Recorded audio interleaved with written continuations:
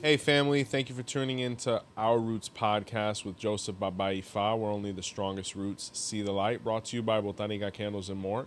And if you haven't had the opportunity, please be sure to like, comment, share this video, and subscribe to the channel. And be sure to check out our membership program where we have a bunch of exclusive content and provide you access to us along with discounts and whatnot. What's up, Phil? Happy Sunday, everybody. Today we going to school. What's up today? Oh, yeah, man. Really excited about this episode. You know, you guys are always messaging me or commenting, hey, Baba, what can I learn? What can I not learn? In what order should I be learning it? So today's video is the 𝗲𝗲 study guide. I wish I had a school bell sound effect. Oh, we got to invest in those. But I tell you, you know, academically, man, I really loved learning. I can't say that I love school because I'm the kind of person, if I'm not interested in something, it really just doesn't work for me. So I ultimately failed out of college. But ironically, I'll never forget, I took a course because I've always been pretty horrible at math, like algebra or anything like that. And I took a course because I didn't have a great GPA when it came to math when I left high school. So they made me take a remedial math course. But because of that, I had to take a study habits course as well. And I'll never forget, I enjoyed that class more than any other class in all of college because it taught me how to study. You know, I always kind of felt like I had a little bit of cerebral talent, so I can memorize things to a certain degree, the things I was interested in. But this actually taught me how to memorize things, organize my time. I think it was the greatest class I ever took, maybe besides some of the English courses when I actually switched my major from political science to English, which I ultimately flunked out once again. But I really enjoyed it because those same habits were the ones I used when I started studying 𝗲𝗲. Because when you're given 𝗲𝗲, regardless of, you know, how much your godfather or elders try to kind of organize things for you, it's a little hard because your brain might work differently than theirs. So ideally, when somebody's coming into 𝗲𝗲, they just want to know the clear-cut route to learn what it is that they basically want to achieve, right? Do you want to direct 𝗲𝗲s? Do you want to, you know, learn how to consult? Do you want to direct Orisha processes? Do you want to learn how to direct a Misa? Do you want to learn just how to function in these things correctly? So when you have those specific goals, ideally you have very specific criteria and steps to be able to take to get there. And that's what we're going to be doing for you today based on the different positions that can be found within our spirituality. So the first one is definitely going to be the hand of 𝗲𝗲, right? Or Isese or 𝗹𝗶𝗸𝗲 for men or 𝗃𝗶𝗱𝗲 for women. I'll start with the ladies because it's a little more complex, right? So when a woman receives hand of 𝗲𝗲, and this is very Lukumi centric, you know, you look at other study programs and curriculums, you know, in Isese, they have a little bit of different concepts. And because of it, they might learn more things up front, per se. It's a little bit more of an independent practice, being that it doesn't come from our tradition where things were a little more enclosed. Where we here at Botánica Candles and More, or Our Roots podcast, we're very open-minded, and we want you to learn as much as you can without falling into taboo.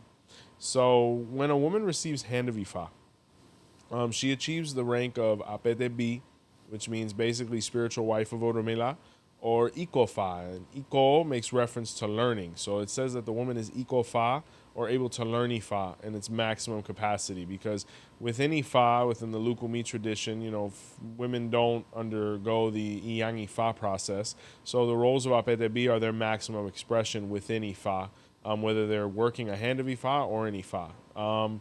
You know, when we're talking about what to learn, the first thing that we have to understand when we receive hand of 𝗲𝗲 in general, not just for the women, is the prophecy that has been revealed.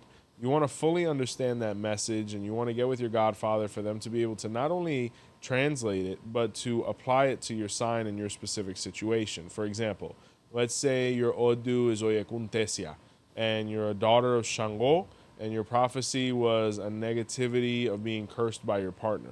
Well, what we want to do is we want to look at the part of the sign that really applies to that prophecy in guardian Orisha. And in 𝘃𝗶𝗱𝗲𝗁 was where Shango basically lied to his partner to be able to get free from jail. So he got cursed because of it. And then we'll kind of touch on those aspects. Apart from that, once you have that down, it's time to immediately begin studying your Odu. Now, you want to receive all of that information from your elders because you may have one of those signs that has very Ifa-centric secret information pertaining to initiation, which you shouldn't be looking at before going through those things. So you have to allow your godparent to kind of pick and choose and copy and paste the things you can read and then start reading that fully. And usually the things that I mentioned that you're unable to read only represent less than 1% of the sign anyway. So you can read all of the other stuff. Like, I've spoken to people who have come into the Botánica and they're like, you know, it really sucks that I can't study my Odu. And, you know, I ask why. And they're like, well, you know, their situation, they were told different things. And, you know, you have to be able to study your Odu because if you don't study your Odu, you're putting yourself in the worst position to survive. So, for example, I'm somebody with over 100 hand of Ifas, right, that I've given.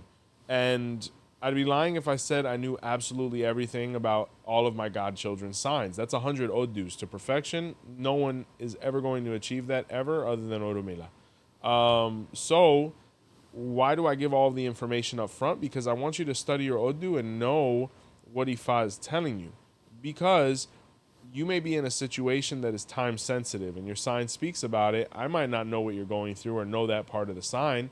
But if you come to me, you're like, hey, Padrino, I'm going through this. This story is talking a lot about what I'm going through.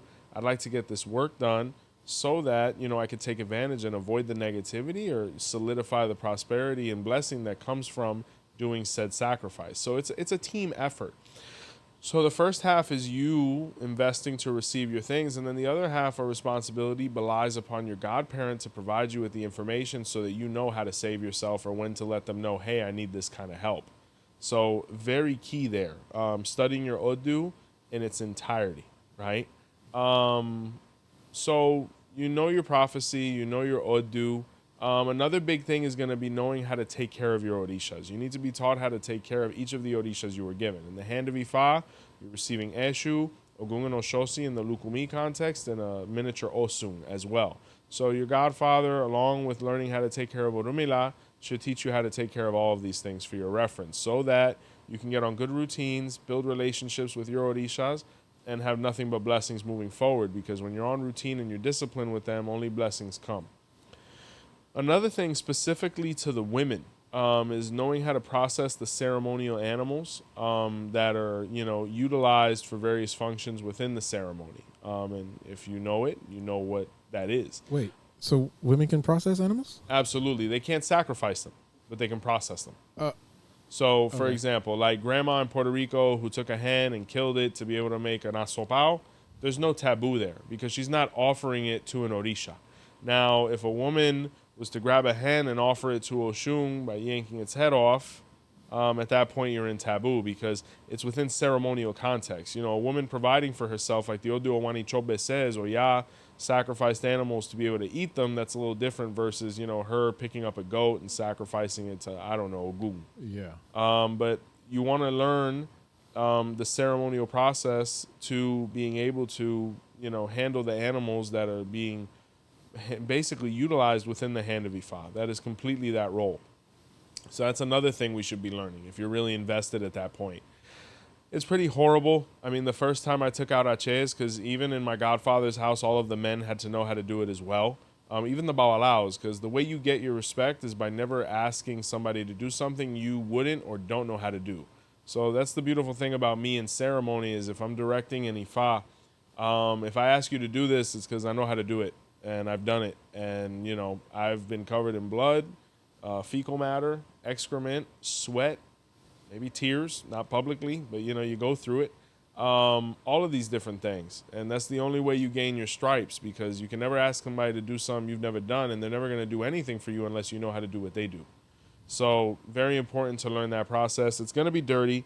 Let's say the day you show up to do that for your elders or your house or whatever, have a nice poultry boning knife. Make sure you're wearing clothes to get dirty.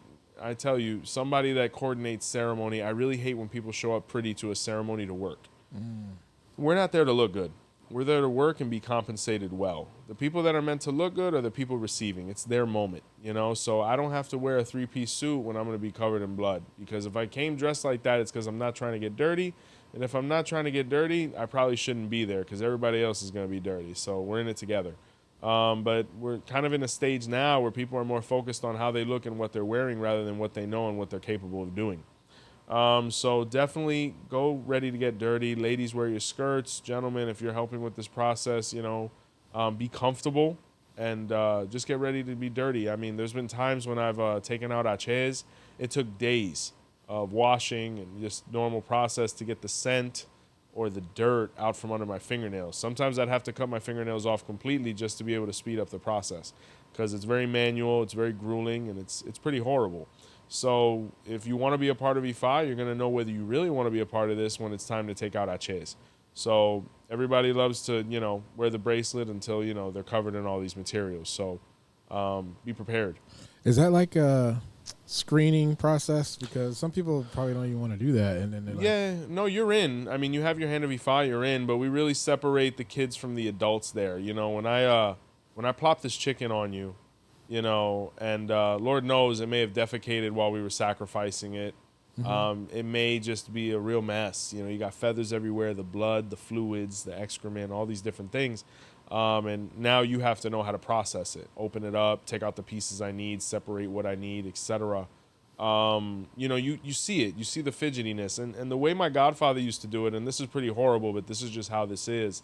When we would direct 𝗲𝗏s, or I was his number two, we would just be sitting there. We'd always show up early because we kind of wanted to see the landscape of the brothers we were working with or the house we were working with at that time. And they start trickling in. You start seeing the brothers and things like that. And the first thing that speaks for you is your appearance. So usually, if you're going to like an interview, you want to dress nice and things like that. If it's a conventional interview. With an 𝗲𝗏, when you show up for the 𝗲𝗏, I knew brothers were serious when I saw them in like scrubs, or they were wearing like Crocs, or they came, like they were going into the jungle. I'm like, that's the kind of thing we're looking for. That's what I need next to me. But when I saw the brother pull up and he had like the designer on or the 𝘀𝗶𝗱𝗏 on, or he had the glasses on with the gold chain and the nice gold teeth, and he pulled up in his Mercedes and things like that. I'm like, oh man, this guy's not gonna last. Because the old guys, what they would do is they would see that and they'd be like, oh, this one thinks he's just gonna come here, look pretty, and talk up a storm. That was the first guy that they'd be like, all right, you're gonna hold the goat. And he's like, oh, I didn't bring a change of clothes. Too bad. And they didn't care. So I literally saw dudes rocking $400 or $500 sneakers, man. They had to throw them out right afterwards. And the thing is that's the moment of truth. If you even stutter at that moment, you're kicked out of the 𝗲𝗏 and you'll never be invited again.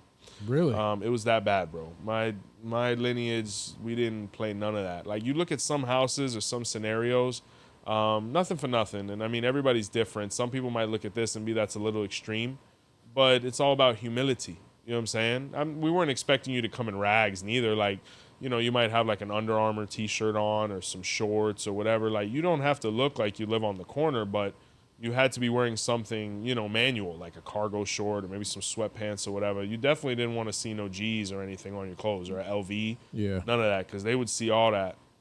And some people might, take it, misplaced, but you look at how some people, show up to drum for others, or they're showing up to the 𝗲𝗏 or the Orisha process. It's like it looks like the Met Gala. You look at some people, you don't know whether they're reggaeton artists or they're Babalawos. You know what I'm saying? So he always told me that. He said the first day, and this is just the first day. It's not that, on the last day, yeah, look good, papi. You know what I'm saying? Like, dress up, Babalawo, nice prestige, make the fraternity look good. Never look better than the guy getting initiated, or that's his day. There's moments and times for things. But when you're showing up and you're just looking like, you're trying to get in a magazine or something like that, like these old guys, they didn't like none of that. None of that. So in a nutshell, when you're coming for 𝗀𝗃𝗃𝗍, think of a butcher shop, right? So you know how to take out 𝗀𝗃𝗃𝗍. You know how to, process the animal. Next step for the ladies is knowing how to serve the table in ceremonial fashion, right? And there's a process to it. We sit in certain positions, Godfather at one end, the 𝗿𝗶𝗸𝗲 at the other. The 𝗲𝗏𝗿𝗲s sit next to the Godfather. The Babalawos eat first, then, the new initiates, beginning with the women. Knowing, the process as far as steps, what's done with the remains, you know, all of these different things, what's taboo for the table, what's not. I mean, back in the days, like, I don't know if it was just Ifa, the street kind of, you know, penetrated a little bit into it or just the ambiance, but they wouldn't even let knives be at the table of Ifa. You know, What? yeah, there's an Odu known as 𝗃𝗶𝗱𝗲𝗄𝗃. And 𝘃𝗶𝗱𝗃 speaks of this as well, why the spoon was was the king of utensils, and also the one that Orunmila trusted, because the fork poked him, the knife poked him or cut him, but the spoon, all he did was want to serve. So he was like, serve me in a spoon. And then you look at 𝗃𝗶𝗱𝗲, where there was treachery at the table, the salt, the utensils, etc. The old school Babalaos, it was only spoons at the table. So, you know, one of the things that goes on the table, ideally, if you can afford it, and we're not in Cuba, you know, around periodo especial, was steak. You know, beef was very, very important. So I remember speaking to this old guy. He did Ifa in the 80s, you know, mid 80s, something like that, you know, the Scarface era. And, you know, they were there and they're at the table and, you know, they had steak. So they're like, oh man, here we go. You know, but he was the youngest guy. So he asked the 𝗹𝗶𝗸𝗶, or the woman serving the table, can I please have a knife and a fork? And the guy, the Oba at the table, flipped out. He's like, no, it's just spoons, eat with your hands. You used to see these gentlemen eating with their hands, you know what I'm saying? And, you know, you'd look at it and think it's like an imposition, but in reality, it's to build trust. It's symbolically there to build fraternity. You know, we're eating in the most rustic way with things that we can't do anything to harm each other with. So, you know, there's a lot of nuances to the table, how the 𝗹𝗶𝗸𝗶 moves, like staying in a certain position, you know. The old dudes like 𝗃𝗶𝗱𝗲𝗁 and 𝗿𝗶𝗸𝗁 speak of all of this. So it's very important to learn that as well. And only women with hand of Ifa can serve the table. Just like only women with hand of Ifa can dance the circle at the tambor, right? If you don't have hand of Ifa, regardless of whether you're a woman or not, because only women and then initiated women in Orunmila are able to do that. So sometimes you'll see people who don't have hand of Ifa dancing the circle. I've heard of really ridiculous cases where other types of people try to get in the circle, and there's no room for that there. Initiated women of Orunmila with a skirt on. So, you know, and you wear your skirt and things like that. You have your head covering. You know, it's ceremonial. So there's a prestige to that, where some people might look at that and be like, well, that's slavery.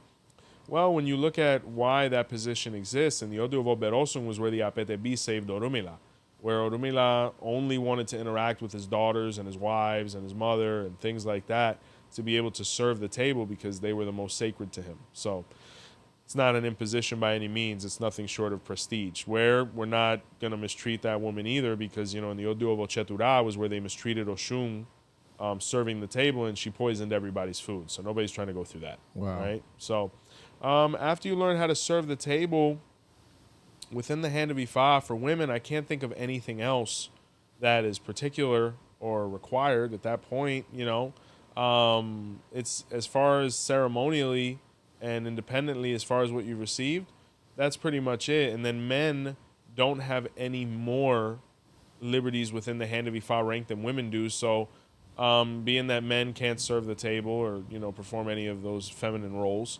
you know, they just focus on the things they're able to. Taking out 𝗪𝗊𝗋𝗋 is a great skill, regardless of gender. Knowing their Odu, how to take care of their things, etc. Now, for people with hand of Ifa, or even uninitiated people, these are things that they can learn about. What I'm about to mention now, not what I've mentioned just now. But it's always ideal to have your hand of Ifa before you really delve into Ifa context. Because one thing is, you want to be respected by your community. You have a lot of people who've written literature about us that aren't part of us, so we'll never fully recognize that. How does that make you feel when you see stuff like that? Dude, I don't have a problem with people making money. How you provide for your family, who am I to say otherwise? I mean, they have degrees and PhDs and things like that. I respect their sacrifice. But at the same time, you know, it's crazy you mentioned that, bro, because I have a godson, right? Just recently initiated him. Very, very smart man. And he comes to me, he's like, yo, I want to be a Babalawo. I said, awesome. You know, Rumila says you have no issues there. You can do whatever you want, man. How? And he's like, yeah, but I want to get my PhD in African studies. I said, why do you want to do that? He said, well, I want to be a better Babalawo. And I said, well, wouldn't you be a better Babalawo being a Babalawo? Right. And he kind of had a moment and looked at me and he was like, I think so, Paladino. And I said, I don't want to take away your academic aspirations. But the thing is you're going to spend the next 10 years going after this piece of paper given to you by somebody who doesn't even know who we are on a dissertation board. You may get denied, more than likely not. You'll be approved and you'll be a doctor of philosophy and teach about Ifa within academia. But at the end of the day, you got to come back to Africa and, dance with these leopards, as I like to say, because I've had gentlemen, for example, I'm directing in Ifa, right? I respect everybody. We're all men. Or, even our roles within Orisha, everybody deserves respect, right? But, for example, if someone with a PhD who's a Babalawo comes into my room, they're being scrutinized about their knowledge of Ifa practice, not about Ifa theory. So, for example, if that brother has a PhD in, I don't know, Yoruba or Ifa from college, that doesn't mean he knows how to do the Moyuba. So if you don't even know the Moyuba, your PhD here means nil. So therefore you have roles, which are to be respected because everybody has a place.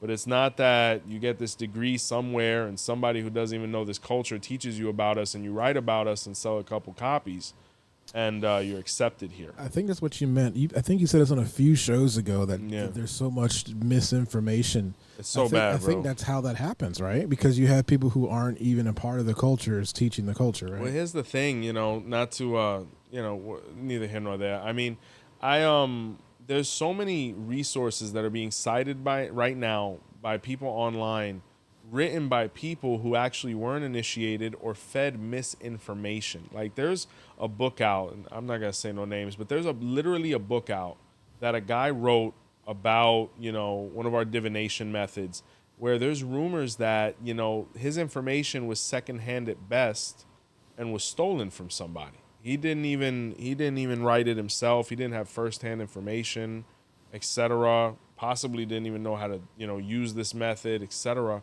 And, he's selling a bunch of copies, which, hey, get your money. Who am I? But when you have someone such as myself, where I put out so much free information, legitimate information, historic information about our culture, somebody who is really involved, that's a real difference maker with us over here is I'm inside the room all day. It's disheartening because the way my schedule fluctuates right now, all I want to do is sit down and write a book. But that's not possible because we're actually still practicing Ifa. So, I told him this and he was like, no, Padrino, what I'll do is I'll put all that PhD money towards getting ready for Ifa and I'm going to become a Babalawo. And after I learn how to direct and do whatever I'm going to do, maybe if I still want to do the PhD, I will. And I said, I think that's the best course of action because we're so focused on titles and papers and all these other things. Like, do you want to have a degree in real estate or do you want to go out and do 100 transactions a year?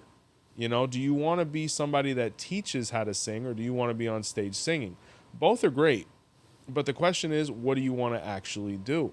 And most people want to be in the field. Most people want to be practicing. So focusing on having these beautiful plaques and papers on the wall, I mean, that's really secondary if you're actually trying to be involved in this. What happens is the fear based on Western education of if I don't have that paper, I won't be recognized. Well, guess what?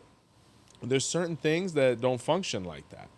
So I gave him that advice and he's going to move forward like that. But it's always much more important to have ceremonial knowledge, real firsthand knowledge to be able to be respected by your peers.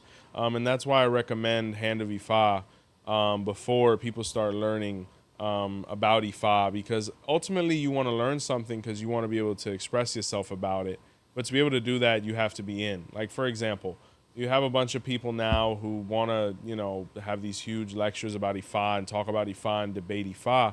But if you're not, if you don't have certain credentials, you're never going to be taken seriously. Like, if you want to talk about Ifa, become a Babalawo. If you want to talk about Orisha, become Orisha or 𝗹𝗶𝗸𝗲. If you want to talk about the Hand of Ifa to a certain degree, receive Hand of Ifa, and become an initiate and become part of us, You can't have one foot in and one foot out with us because you're not going to be credible. So what are the things that you can learn without Hand of Ifa? Like I've said, herbs, right? Find out the herbs via your elders that are most utilized in our culture and ceremonies and start studying them, even outside of an Ifa context. Like understand what they can do spiritually, but also understand them from a health standpoint. That knowledge is always going to benefit you somehow, whether it's interpreting a Odu or actually prescribing something spiritually for somebody. Another thing to learn is culture, all of the aspects of it. The food is huge. The position of Alashe, which means owner of the ashes, or he who presents the ashes, is huge. So knowing how to basically prepare the food for the various orishas, knowing their taboos and how to avoid them, these are huge skills that are going to assist you in all aspects of your practice, whether you're a Babalawo or whatever. All aspects of culture, the language as well, is free game. Like, please learn the language, increase your vocabulary, kind of understand the jargon that we use within Lukumi, because even though it might not be the most correct, when you're in a ceremony with a 70-year-old, Oriate who speaks straight Lukumi, speaking proper Yoruba to him isn't going to be very productive. So you have to know a little bit of both to be able to walk the room. So we spoke about herbs. Oh, another thing, songs. You can learn as many songs as you want, like the praise songs and things like that.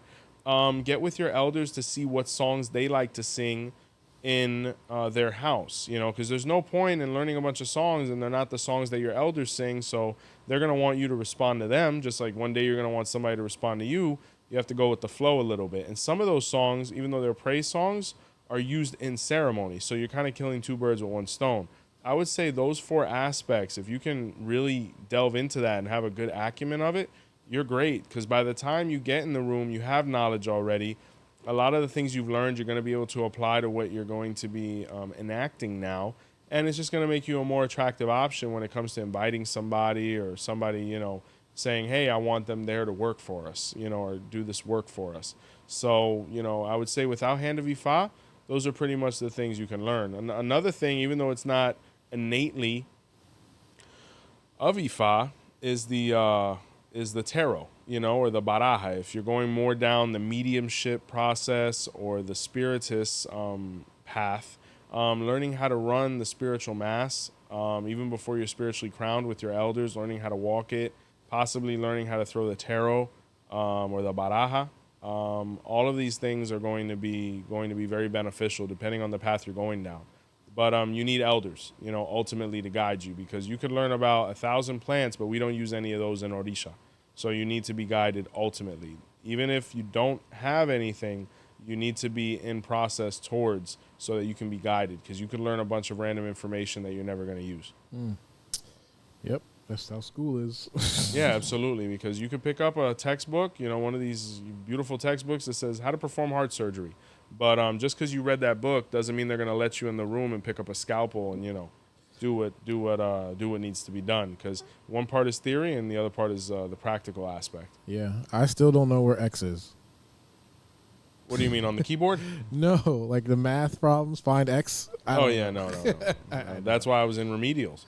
So there's that. So next step above that, like if you're receiving various orishas or adimu orishas, the same things apply. Learn how to attend to them, learn what to offer them, any of these things, so that you can be practical with them and get the best results out of them. But then comes the next step of Orisha initiation, or Olorisha. What should someone's curriculum look like as an Olorisha priest or priestess? Ooh. So this kind of applies to Ifa, at least in the beginning stages, right? The first thing is the Mojuba. It all begins there. The initial invocation to call upon nature and your ancestors and your elders to give you the ashe, or the grace and blessing, to be able to interact with nature on its most profound level via making offerings or invocations. After that, you want to learn how to dialogue with the Orisha in very elementary or brief Yoruba. So, basically telling the Orisha, I'm this person, this is why I'm offering you this is what I'm offering you to this end, right? So after that, in its most basic form, now we're offering obi, or learning how to throw coco. Where in Isese, you learn how to throw obi abada. We use the 𝗿𝗶𝗶𝗍, right, which is the coconut. And learning, that process to be able to, get a positive or negative response from the Orisha to be able to move forward or not. So we, the Babalawos, have a caveat there where we have to pray the prayer from 𝘃𝗶𝗱𝗁. where literally the Orisha priest doesn't have to pray the whole prayer. All they have to do is say 𝘃𝗶𝗱𝗏, which means I have the rights to ask questions within this home. Once you get through that, knowing the various points of the body, how to invoke the spiritualities within them, like 𝗃𝗶𝗿𝗄, 𝘃𝗶𝗱𝗏, 𝘃𝗶𝗱𝗏, all of those different points of the body, which are basically the ancestral Yoruba chakras, right? You basically throw the obi, and then once we get a positive response, we can move forward with either sacrifice or the adimu or what have you. If we get a negative, then we'd have to know how to interpret that and ask things that could help alleviate that sign to get the positive response we need to be able to move forward. So ultimately, we need a positive response somehow. So up until that point, the education is pretty much the same other than that. Now, another thing the Babalawo might want to learn right before the Moyuba, something minor, is the prayer to the candles, right? To be able to light the candles in ceremonial fashion, being that Odu's like 𝗃𝗏𝗍𝗁 or 𝘃𝗶𝗱𝗏𝗍𝗁, 𝗏𝗏𝗍𝗁 speak of the necessity of the light being present to kind of cleanse the air. All of these things that we're doing are just to cleanse the air and ambiance, to open up nature in a way to receive our offerings directly, right? At this point is where the knowledge of adimu or the foods is great because you know what's offered to the orishas, you can mark things. If we're going into sacrifice, knowing which animals are offered to which orisha, or at least which ones they prefer or don't prefer. Taboos are more important to learn. As long as you know what not to do, you usually won't do anything wrong. And for the men, learning how to sacrifice. A quick reminder, you don't have to have the ceremony of pinado or quanado to be able to sacrifice birds or four-legged animals, whether you're olorisha or babalawo. The only time that changes, depending on the lineage, is when it comes to the massacre of Orisha, right? When we're feeding all these guys, usually the Babalawos do it, but depends on your house. In mine, I do it because I'm there. Once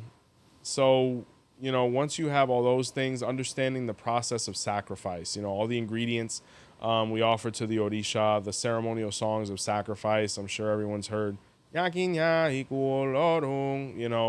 things like that.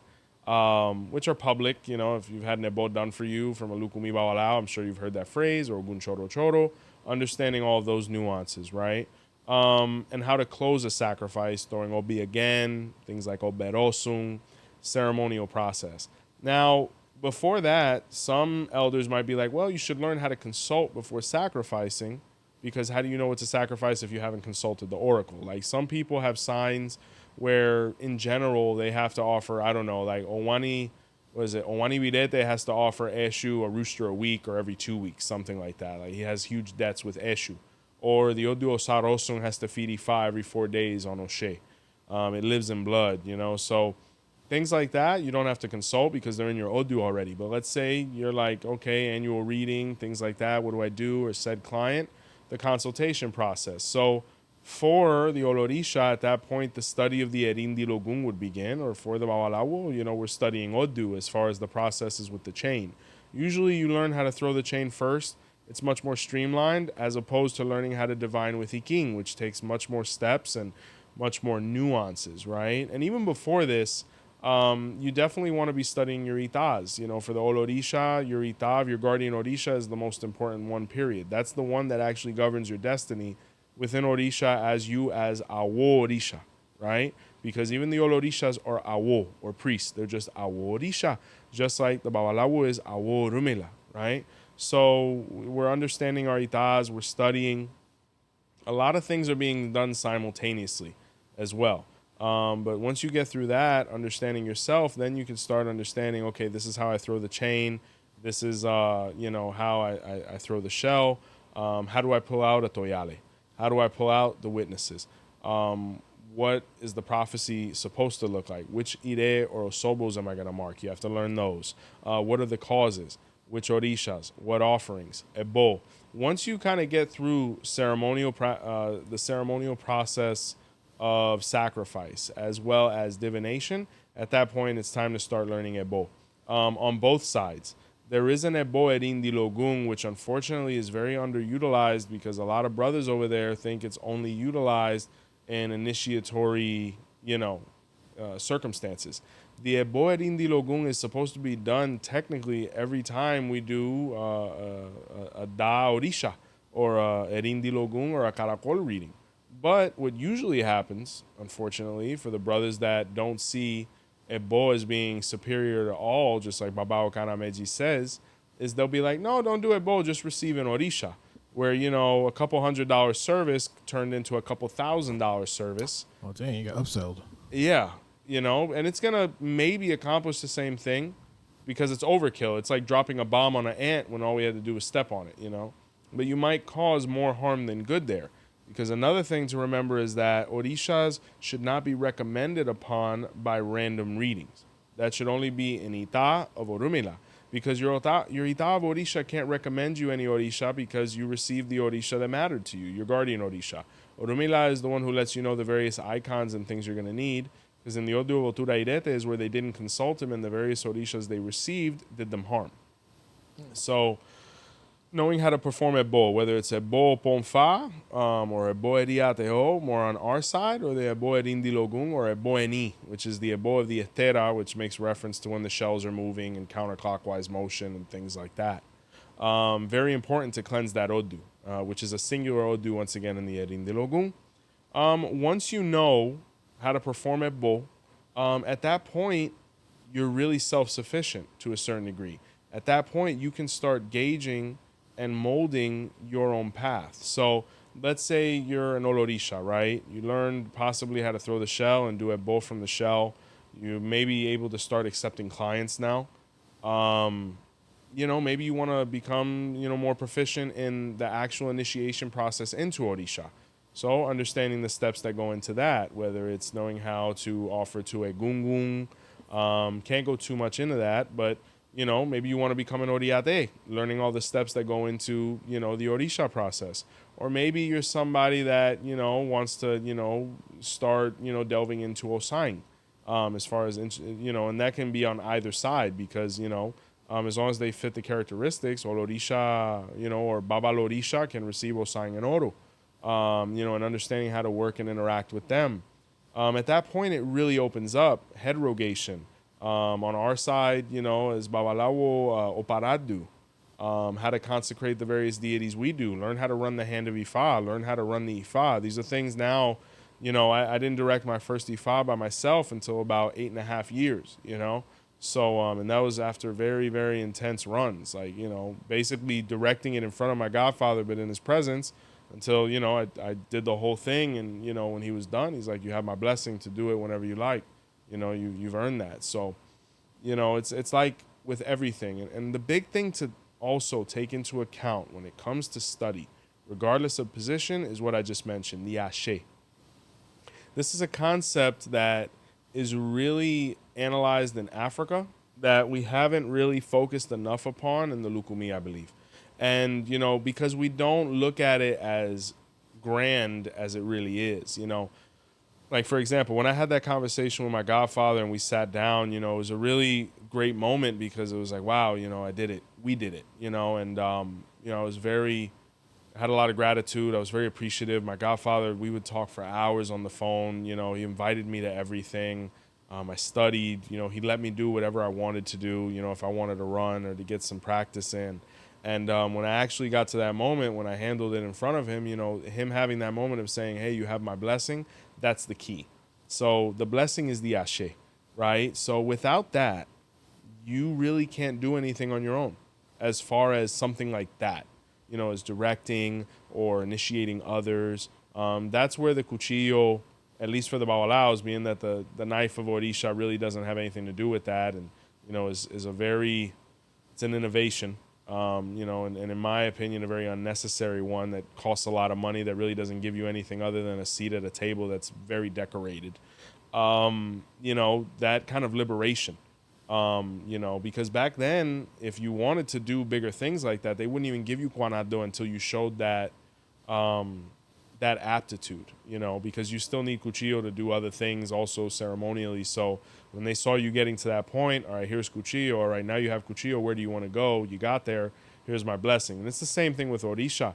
You know, if you wanted to be an Oriate and you really wanted to be able to start, you know, directing on your own and things like that, the guy you went under apprenticeship with had to literally be like, you have my blessing. Or it was understood. You know, sometimes it doesn't have to be as epic as a movie, but you know, you got the vibe like, hey, you know, you're ready to go direct that one for me because I'm going to be over here. You know, there were stories that they used to tell me when 𝗿𝗶𝗸𝗶𝗲 in 𝗃𝗲, once 𝗃𝗲 really got up to speed and learned and started coming into his own, like 𝗿𝗲 would be directing in Ifa, I don't know, in Centro Habana, and 𝗃𝗲 would be in like Marianao. You know, they'd be in like different parts of the city holding it down. That's a blessing in itself, just having that green light. Like, you represent our house, you represent our spiritual establishment, you have all of our confidence to represent us and go do that on your own with the personnel that's provided to you. So, you know, all of these things are super key because all of these things are beautiful to learn, but the most beautiful thing is when you learn it and it's recognized by your elders and your house. There is no more gratifying moment than when you're able to learn something that's being taught to you by people that care about you and have initiated you and have a real interest in your growth, and you being able to perform them in front of them and be accepted and be recognized for it and ultimately have the license to do it on your own. It's one of the most gratifying things. And that's really what we're missing now, because when we talk about concepts like self-initiation or just, you know, people wanting to move a little too fast, they're really missing out on all of the gratification that comes with all the sacrifice and pain to learn these things, be around these people, and attain that license and that approval. So it's super important. Nice. Yeah.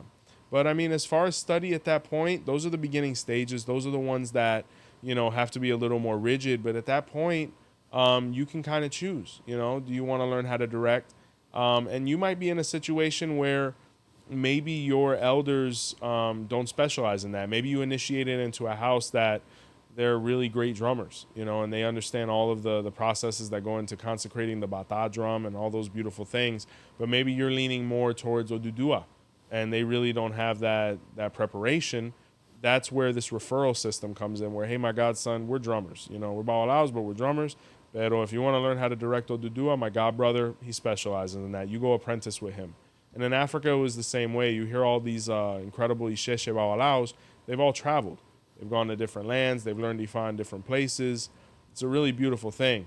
But it's all about having the resources and connections to be able to facilitate your growth, to accomplish your goals. Because there's no point in, you know, being in a situation where you're not going to be able to learn. Because most people want to get in this to learn.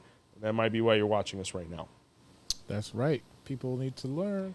Absolutely. So, guys, you know, this is the study plan up until, you know, I guess you could say master, PhD level. Wait, I gotta find this. There we go. Oh gosh, class is over. You know, and I was looking for that for 20 minutes. Yeah, for sure. And you know, I think another big thing here is information's great, manipulating information's great, having information's great, but if you do not have a mentor and you do not have a teacher, nothing is possible. So I wouldn't be in the position I'm in without my godfather, my uncle, the gentleman that initiated me, the gentleman that have provided me various deities, my godmother, all of these amazing people who took the time to really instill things in me because they saw the interest and they saw the ambition. And if you want to learn, believe me, people want to teach. There's nothing more gratifying than that. Not everybody's a teacher, though. But if you have the desire to learn and you're around somebody that has the desire and preparation to teach, please take advantage of that, because there's so many people in our spirituality who have no idea what they're doing, and it's destroying us. So if you can construct a relationship like that and maintain it and help it grow, you're going to be in a great position one day, I assure you, because I never thought I'd be sitting in a chair in front of all of you lovely people. So, you know, take advantage of it. If you're lucky enough to have a teacher, please take advantage of it. It'll change your life. Have guides, have mentors, network, and grow, and you'll be very satisfied one day. So, yes, and you know what else is satisfying? These shout outs. That is true. Yeah, man. Listen to that perfect elevator music. Stay in that elevator all day. Right? Guys, we want to show some love to the people that show love to the channel. If you're wondering what that is, there is a button directly under the video that says join. That gives you access to more content. Content faster. You get discounts on merchandise, and you get private video chats too. A So lot of great stuff in the membership program, guys. If you know anybody who can get some value from it, definitely get them in there. yep. So here we go. So VIPs, we got Charlemagne Clark. VIPs. We got Pink Door Divas. Thank you. We got 𝗃𝗏𝗿𝗲. All right, beautiful. We got Lisa B. Thank you. And D Shady. Oh, yeah. And super fans. We got Super. Dr. Nakia Brown. Great. We got Derek Jones. Thank you. Blessings. Andrew Casanova. Oru. And Sean Gale. Oh, you guys are the best part of our channel. We love you guys. Thank you so much for being a part of the membership program. New exclusive material going in there all the time. We appreciate all of you, whether you're in the program or not, but it's a great option, right? Botanicacandlesandmore.com is up and running for all your products and service needs. We do ship. Be sure to catch the podcast on places or platforms like Spotify, iHeart, Apple Music, etc. if you can't watch us on YouTube. Big thank you from all of us here at Our Roots Podcast. Like, comment, share, subscribe, and until next time, guys, see the light.